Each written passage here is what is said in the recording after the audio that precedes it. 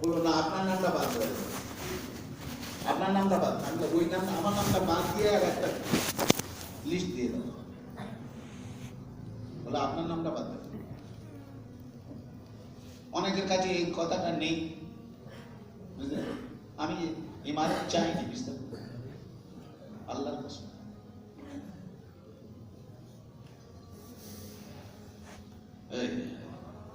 দুটো লিস্ট তৈরি হয়েছে, দুটো লিস্টিতে আমার নাম নেই। এরাও লেগেছে এই লিস্টে, আর এই লিস্টেও আমার। আমার নামটা বাদ দিয়ে তার নাম পেয়ে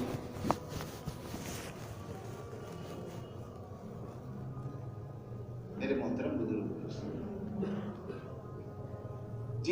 যে আমির হতে না চায়, মাশওয়ারা করে যাকে জিম্মেদারি দেওয়া হয়, আল্লাহ তাআলার তরফ থেকে একটা ফেরেশতা নিযুক্ত করা হয় তার তরবিয়তের জন্য, তার আপনার কিনা নিগরানির জন্য। হাদিস, যে নিজে থেকে নিজে জিম্মেদার না হতে চায়, তো তার আপনার নিগরানির জন্য আল্লাহর তরফ থেকে একটা ফেরেশতা নিযুক্ত করা হয়। আর যে নিজে নিজে আমির হতে চায়, তার ইমারতের মধ্যে কোনো খায়র নেই।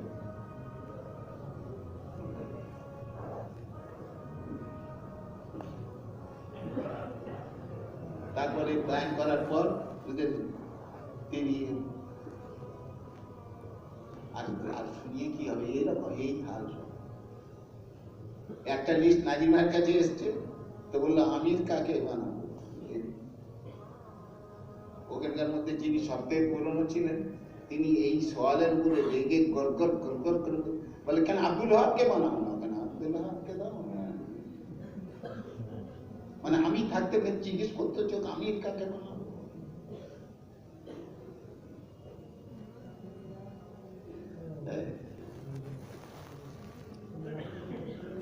আল্লাহ এইরকম দেখেছেন, গান্দা খেয়াল কারো দিলের মধ্যে আল্লাহ না নিয়ে আসে। বড় হওয়ার জন্য, সামনে আসার জন্য, নুমায়া হওয়ার জন্য, আল্লাহর জন্য নিজেকে মুখলিস গুমনামের মধ্যে থাকবে, তার ফুলুসিয়ত তাকে সামনে নিয়ে আসবে। মুখলিস গুমনামের মধ্যে থাকবে, তার ফুলুসিয়ত তাকে সামনে। তো আমি যেটা বলছিলাম যে খুদরাই, খুদে এতেমাদি, খুদবিনি, এগুলো হলো রুহানি আমলা।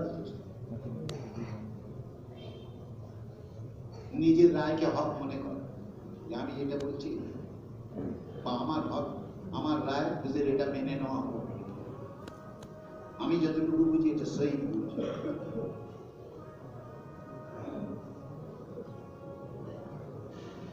আল্লাহ তাআলার কাছে এর ইদরাকে হাকিকত, এর কামালে ইদরাকে হাকিকতের জন্য আল্লাহ তাআলার কাছে বুঝেছেন দোয়া করা। যে আল্লাহ এর কামালে ইদরাকে, এর হাকিকতে ইদরাকে কামাল, কামালে হাকিকতের ইদরাক আমাকে তোমার উপর ইলহাম করুন, আর ইলহাম হলেও আপনি মুসিবত থেকে বরি নয়, বুঝেছেন? আপনার কাছে সাথীদের আপনি হাসাদের পাত্র হয়ে যাবেন। যখন আপনার দিলের উপরে ইলহাম হবে, আপনি বলবেন এরকম রায় কেবল না এতদিন কোনোদিন শুনিনি। হযরতে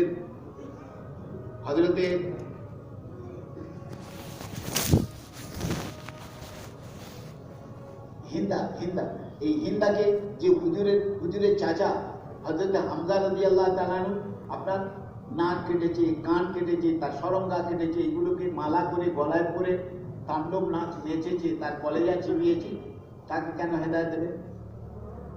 আমাদের হযরতজি বলছেন, যেহেতু ইনি সৈয়দুল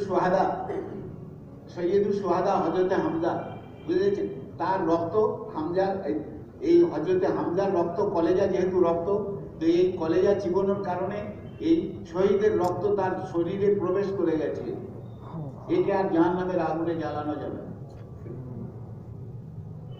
শহীদের রক্ত, যার দেহের মধ্যে শহীদের রক্ত চলে যাবে, তাকে আর জাহান্নামের আগুনে জ্বালানো যাবে?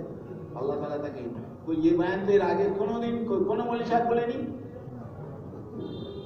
তুমি কাট না, এটা এই দলিলটা কাট না, এই দলিলটা উনি যে দলিল দিয়েছে এই দলিলটা কেটে রাখা না, উনি একলা আলেম আছে আর উনি কি বলবেন আর সাথে যোগ দেয়। যখন তোমাদের সাথে তোমার কাল এলহাম চালু হবে বুঝতে পেরেছেন, তখন করিম সাথীদের কাছে তার সে হাসাদের পাত্র হবে। আর এই বলে বেরিয়ে যাচ্ছে একটা তবকা, এই বলে একটা তবকা বেরিয়ে যাচ্ছে।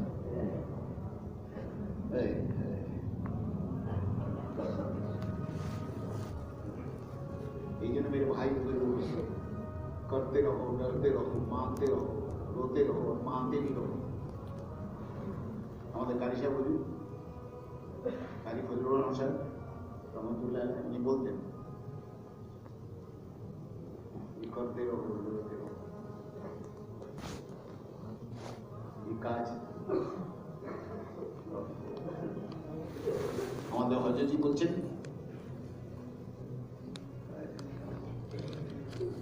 হযরত শেখ দোয়া করছেন, ইনি মুস্তাজাবুদ দোয়া ছিলেন, মশহুর মুস্তাজাবুদ দোয়া হযরত মোহাম্মদ সাহেবের আব্বা মৌলানা হারুন সাহেব রহমতুল্লাহ আলাইহি। तो उन्हीं हजरत शेख ए अल्लाह मुझे मदीना ले चल। अब मौलवी हारून साहब बुझते रहे वही दुआ बस जरा आमीन आमीन को তিনি বলছেন नहीं नहीं नहीं। हजरत शेख दुआ पढ़े ऐसे बोलते ये मौलवी हारून मेरे दुआओं को तो ये वहां बैठे बैठे नफी करता रहता है, मेरे दुआओं को तो वो वहां बैठे बैठे नफी करते हैं, ये होगा नहीं। हम समझ गए वो मुंडी हिला दी नहीं। এখন এখানে জরুরত আছে, এখন এখানে জরুরত, এখন এক্ষুনি ওনাকে মদিনায় নিয়ে গেলে হবে না। বললো আপনাকে আমিন হতে হবে। ওনাকে যখন চাপ দেওয়া হলো বুঝলেন তো দোস্ত, তো উনি বললেন তিনবারের মাথায় প্রথম বলেছে নেই আমি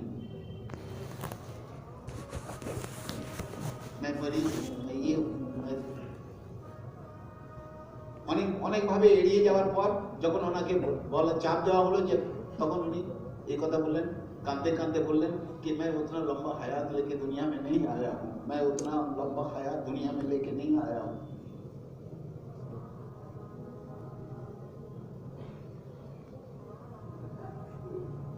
এনার বাপ ইন্তেকাল করার পর হযরত মাওলানা সাহেব তখন 5 বছর বয়স। বাড়ির মহিলারা পর্দার ভেতর থেকে বাড়ির মহিলা যিনি মাওলানা ইউসুফ রহমতুল্লাহ আলাইহি बोलने मेरे पोतरा को जरा बाहर निकाल दो। तो যখন ওনাকে আরবি ড্রেস পরিয়ে বাইরে বার করে দেওয়া হয়েছে, আরবি ড্রেস পরিয়ে, তখন তিনি ওনাকে কোলে জড়িয়ে ধরে মাথায় হাত রেখে আর বললো बेटा जल्दी बड़ा हो जा, तुझे अमीर बनना है, बेटा जल्दी बड़ा हो जा, तुझे अमीर बनना है।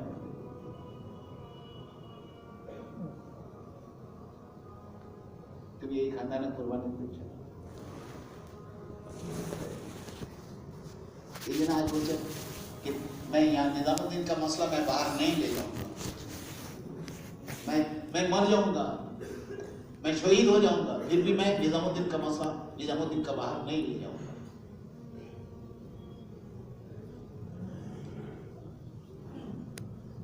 এখন বুঝেন আমাদের এখানকার মহাকাজে টান জন্মায়নি সাথে কি কর্মী তৈরি হচ্ছে এখন মহাকাজে টান। सायान तबलीग जो तरक्की करते हैं वो मकामात तबलीग से असल की तरफ रुजू होते हैं। ये सब मुखस्त है आज।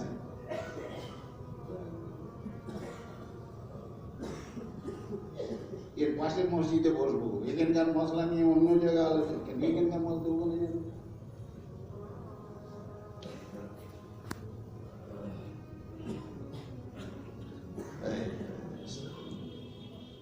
আল্লাহ তাআলা আজকের আমাদের যে জিম্মেদার আল্লাহ তাআলা পাইয়ে দিয়েছে দোস্ত, এর কদরদানি আল্লাহ করা তৌফিক দান করুন।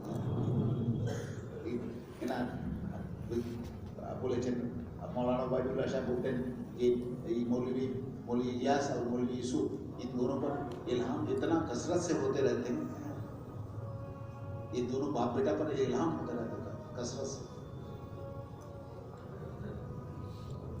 ওই জামানার যুগশ্রেষ্ঠ আলেম, বুঝতে পেরেছেন? এই আপনারা আয়াতুল সাহাবা শোনেন তো, এশার নামাজের পরে আয়াতুল সাহাবা হবে, এর আপনার কিনা দিবাচার, বুঝতে পেরেছেন? ওই ইন্ট্রোডাকশন ওখানে লিখে দিয়ে মৌলানা আলী মিয়া নদভীর একটা লেখা আছে কলম, যারা আরবিতে যারা পড়েছে তারা জানেন। উনি বলেছেন, আমি এমন এক ব্যক্তি যে অন্য কোনো ব্যক্তিত্বের সামনে আমি নথি স্বীকার করার পার্টি নই। আমি এমন এক ব্যক্তি যে কোনো ব্যক্তিত্বের কাছে নথি স্বীকার করার পার্টি নয় মানুষ। কিন্তু এই বড় মিয়া, এই মৌলানা ইলিয়াস সাহেব রহমাতুল্লাহ, এনাকে আল্লাহ তাআলা এমন এক ইলম দান করেছিলেন যে আমাকে ওনার কাছে ঘুটনু টেকনে में मजबूर कर दिया। ওনার সামনে ঘুটনু টেকনে में मुझे मजबूर कर दिया। নাহলে আমি সহজে কোনো ব্যক্তিত্বের কাছে নথি স্বীকার করার মতো নই।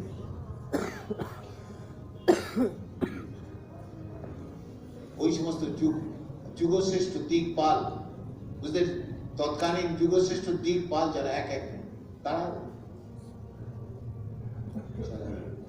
এই কাজ আল্লাহ তাআলা, দোস্ত এই কাজ আল্লাহই নিচ্ছে। এবারে এই একদম শেষ ইস্তেমা যেটা যেতে হলো জর্ডানে,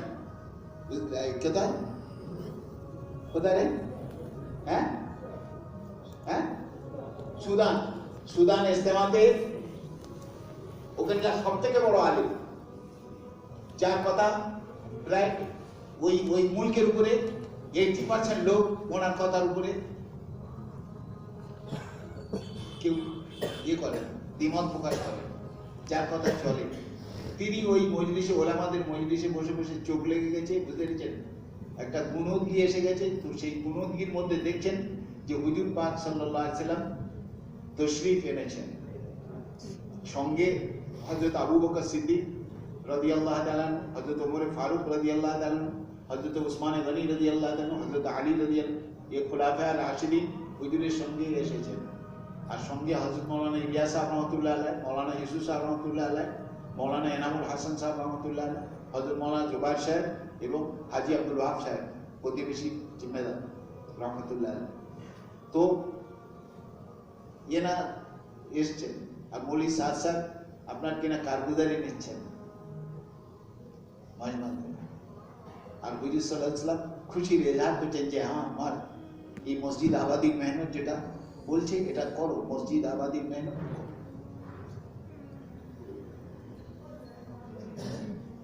আরে করবো মসজিদ আবাদির মেহনত, কে কে বলে তো ঘুমো। আজকে রাত্রিবেলা সারা রাত ধরে কেউ না কেউ নামাজ পড়ছে, কেউ না কেউ জিকির করছে, কেউ তেলাওয়াত করছে। না, এই মাহল এখনো তৈরি হয়নি। তাড়াতাড়ি লাইট অফ করতে ঘুমোবো, আর ওই কোণে দেখি একজন, গত সপ্তাহে কোণে দেখি একজন মুসুই তুলে দেয়, হাতে করে ছেড়ে দেয়। হ্যাঁ, এত লোকের মাঝখানে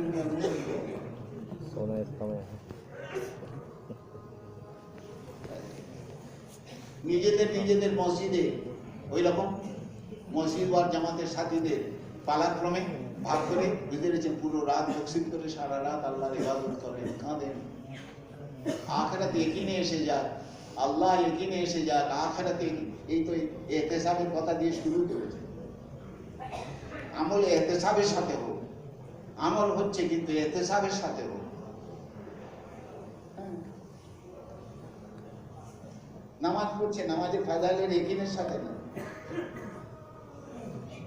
যে যেটুকু করছি দিনের কাজ, দোস্ত, এর ইহতিসাবের সাথে, ঈমান ও ইহতিসাব। হাদিসের মধ্যে এসেছে, মান ইউরিদুল ইলমা ওয়াল ঈমান ইউতিহিল্লাহ, যে আল্লাহ তাআলার কাছে ইলম ও ঈমান চায়, বুঝতে পেরেছেন, আল্লাহ তাআলা তাকে দান করে। এই সেই ইহতিসাব। তো যারা যারা আপনার কিনা এই পরবর্তী সালের পরবর্তী আকড়া ইস্তেমা এই শুরু হয়ে গেল। হ্যাঁ, এর আগে আমি বলেছি যে বুজুর্গানে দিনেদের কাছে জুম্মার নামাজের পর থেকে, বুঝতে পেরেছেন, আসর জুম্মার দিন আসরের পর তারা পরবর্তী জুম্মার তৈয়ারিতে লাগে। রমজান ফারিগ হয়ে সওয়াল থেকেই পরবর্তী রমজানের ইহতেমাম। এই তো ইজতেমা হয়ে যেতে পারবে। আপনাকে আমাকে যেতে হবে, এখন 3 চিল্লাওয়ালাদের জোর আছে সামনে। এখানে ভয় পাচ্ছে যে এই সবে এখন গাড় ব্যথা মরেনি। আরে আমরা ওগুলো আসাদ কাকে বলে?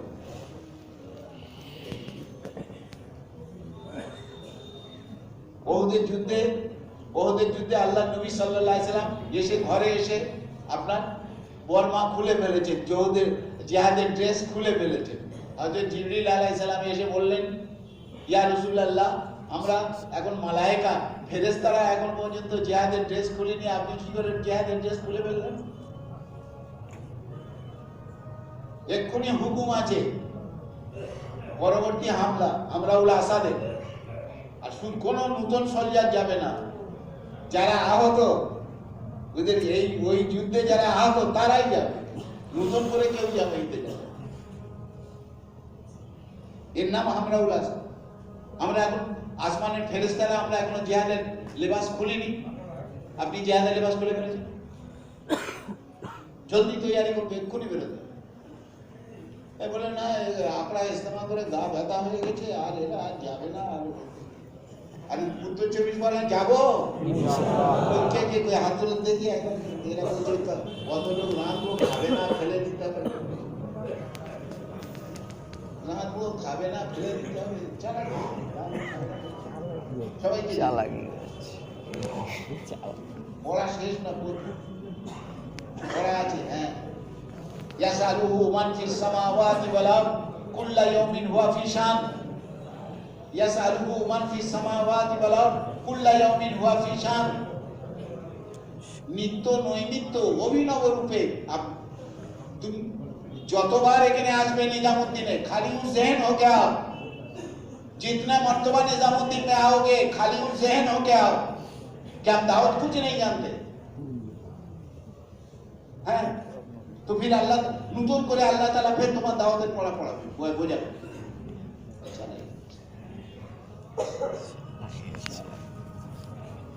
এই জন্য তো বলা হয়েছে যে আপনার রুকু সিজদা বুঝলেন, ওই একই কাইফিয়াতের সঙ্গে 30 বছর ধরে এই ওই আমল, যে আমলের প্রতিদানে প্রত্যেক লোকমায় স্বাদ বদলাবে আর জান্নাতে সেই নেয়ামত দেওয়া হবে। আপেল খাচ্ছে, অত সহজ না। প্রথম লোকমায় যে স্বাদ, দ্বিতীয় লোকমায় স্বাদ আলাদা, তৃতীয় লোকমায় স্বাদ আলাদা, তারপরের লোকমায় স্বাদ আলাদা। আল্লাহু আকবার, আল্লাহু আকবার। এটা কোন আমলের প্রতিদান? আল্লাহ দোস্ত, আল্লাহ তাআলা ওই রকম বুঝলেন, ইয়াসালুহু মান ফিস সামাওয়াতি ওয়াল আরদ কুল্লা ইয়াউমিন হুয়া ফি শান। সেই আল্লাহ তাআলার গোলামি হকের মুতালবা, বুঝতে পেরেছেন? কি চাওয়া হচ্ছে, কি বলছে?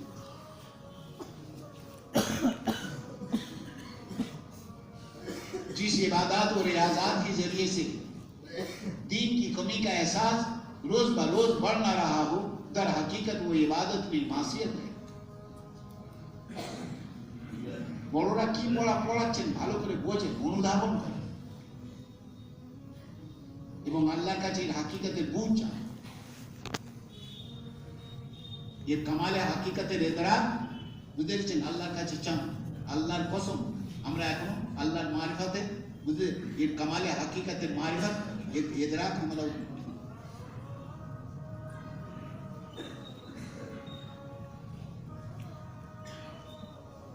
तालिब तो मिलेगा। वयहदी इलैहि मन युनीब, वयहदी इलैहि मन युनीब, मन खशिया अर्रहमान बिल गैब वजाअ बिकल्बिन मुनीब। वयहदी इलैहि मन युनीब, যে দিলের মধ্যে সিফাতে ইনাবত থাকে তাকে কলবে মুনীব বলা হয়। আল্লাহকে চেনার, আল্লাহকে পাওয়ার, আল্লাহ প্রাপ্তির অদম্য পিপাসা যে দিলের মধ্যে আছে, হ্যাঁ,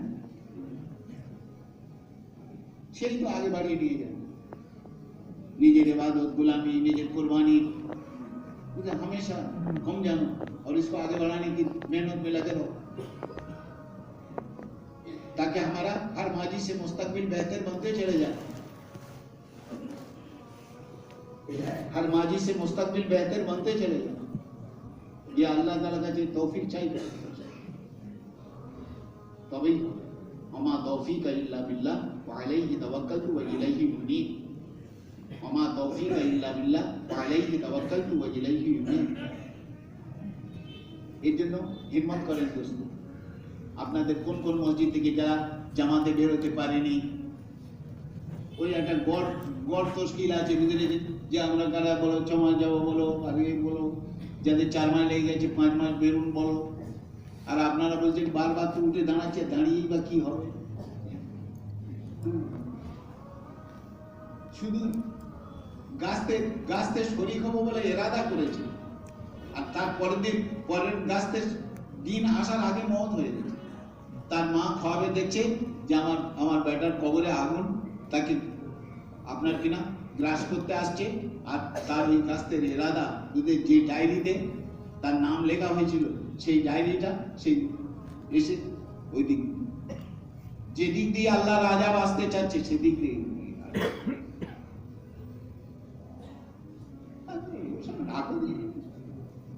আর তোমার নবী বলে গেল নিয়তুল মুমিনি খায়রুম মিন আমালিহি, নিয়তুল মুমিনি খায়রুম মিন আমালিহি। তোমার নবী বলে গেল যে মুমিনের নেক কাজের নিয়ত তার আমলের থেকেও আফজল।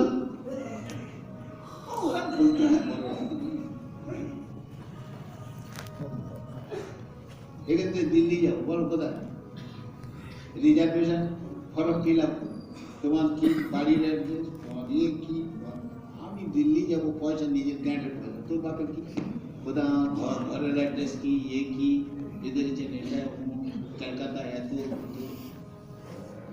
না। যদি ট্রেন দুর্ঘটনা হয় তোমার ওই দিয়ে তখন ওটা খোঁজ পড়বে, তখন গিয়ে তোমাকে ক্ষতিপূরণ দেবে, হ্যাঁ তখন গিয়ে ক্ষতিপূরণ।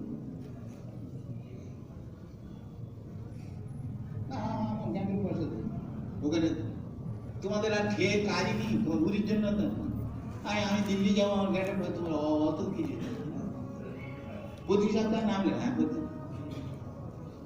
বারবার লেখাও নিজের এরাদার মধ্যে পোখতিকি, নিজের এরাদার পোখতিকির জন্য প্রতি সপ্তাহে হতো, হ্যাঁ নিজের এরাদার পোখতিকির জন্য প্রতি সপ্তাহে। যাদের 4 মাস লেগে গেছে তারা সবাই 5 মাসের এরাদা খারাপ বিসমিল্লাহ না, ওখানেই রেজা করতে জানি নি ভোট না 4 মাস লাগেনি, যারা 4 মাস লাগছে, যার 4 মাস লেগেছে বসে আনি কেন দাঁড়াবার ছিঁড়ি দেখায় সে একবার করে তার দাঁড়া